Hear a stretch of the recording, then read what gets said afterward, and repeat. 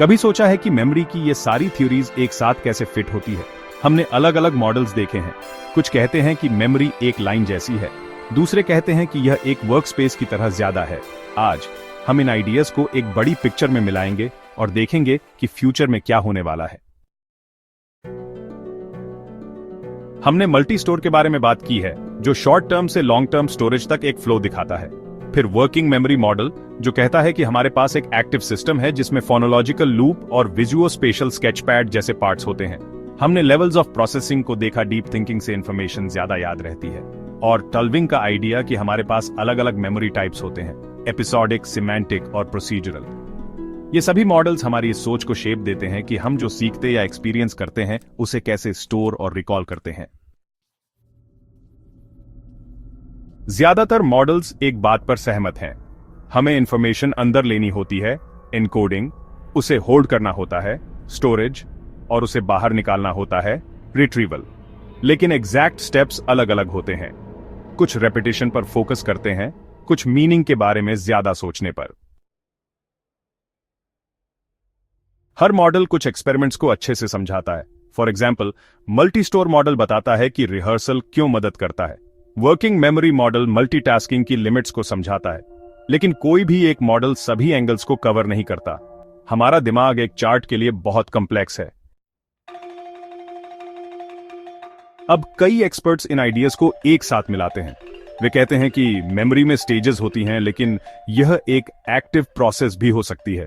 हम richer models बनाने के लिए पुराने मॉडल्स पर काम करते रहते हैं। इससे हम मेमोरी को सिर्फ बॉक्सेस के रूप में नहीं, बल्कि एक डायनामिक नेटवर्क के रूप में देख पाते हैं। अब तक आपको कौन सा मॉडल सबसे ज्यादा समझ में आया? कमेंट्स में बताएं।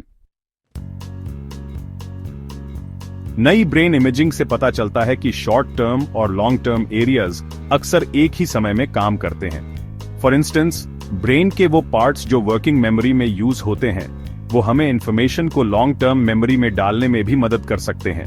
यह जितना हमने पहले सोचा था उससे ज्यादा कनेक्टेड है। एक और बात, हर बार जब आप कोई मेमोरी रिकॉल करते हैं तो हो सकता है कि आप उसे थोड़ा बदल दें, फिर आप उसे फिर से स्टोर करते हैं। इस प्रोसेस को रिकंसोलिडेशन कहते हैं। इसका मतलब है कि मेमोरीज कंप्यूटर फाइल्स की तरह फिक्स्ड नहीं होती, वे हर बार इवॉल्व हो सकती हैं जब हम उन्हें याद करते हैं। यह रिसर्च मेमोरी लॉस या PTSD के लिए नए ट्रीटमेंट्स ला सकती है, जहां मेमोरी को रिकॉल करके एडजस्ट करना हीलिंग में मदद कर सकता है। यह एजुकेशन में भी मदद करता है। ये जानना कि हम मेमोरीज को ट्वीक कर सकते हैं, यह हमारे पढ़ाने या रिवाइज करने के तरीके को सुधार सकता है। टीचर्स स्पेस्ड रेपिटेशन का यूज करते हैं और रिकॉल को बढ़ाने के लिए डीप प्रोसेसिंग टास्क्स भी देते हैं। जो स्टूडेंट्स आइडियाज पर गहराई से सोचते हैं, उन्हें अपनी लाइफ से जोड़ते हैं, उन्हें ज्यादा देर तक याद रहता है। कंपनीज वर्किंग मेमोरी कैपेसिटी के हिसाब से ट्रेनिंग डिजाइन करती हैं। इसका मतलब है शॉर्टर लेसन्स, प्रैक्टिस ड्रिल्स और ब्रेक्स, ताकि लोग ओवरलोड ना हो। इससे एम्प्लॉयज तेजी से सीखते हैं और उस नॉलेज को रियल टास्क्स के लिए रिटेन कर पाते हैं। थेरेपिस्ट्स एंजाइटी के लिए मेमोरी टेक्निक्स का यूज कर सकते हैं, ट्रॉमा या डिप्रेशन के लिए। फॉर इंस्टेंस, वे पेशेंट्स को स्ट्रेसफुल मेमोरीज को रिफ्रेम करने के लिए गाइड करते हैं या कुछ डिटेल्स पर फोकस करने के लिए। कॉग्निटिव बिहेवियरल थेरेपी अक्सर इस आइडिया पर डिपेंड करती है कि हम घटनाओं को कैसे स्टोर या रिकॉल करते हैं। इसे बदलकर मेंटल हेल्थ को इंप्रूव किया जा सकता है। हमने मेमोरी के मॉडल्स के जरिए एक जर्नी की है, सिंपल इनपुट आउटपुट आइडियाज से लेकर ज्यादा डायनामिक और ब्रेन बेस्ड अप्रोचेस तक। रिसर्च आगे बढ़ती रहती है और हमारी समझ भी। अगर आप अपनी मेमोरी को बूस्ट करना चाहते हैं तो अलग अलग मेथड्स ट्राई करें, रिहर्सल, डीप थिंकिंग, इंफॉर्मेशन को चंक करना, और देखें कि आपके लिए सबसे अच्छा क्या काम करता है। इस सीरीज में मेरे साथ बने रहने के लिए थैंक्स। सीखते रहें, सवाल पूछते रहें और देखें कि आपका दिमाग कैसे बढ़ता है। मेमोरी साइंस अभी भी इवॉल्व हो रही है और आप भी इस फन में शामिल हो सकते हैं।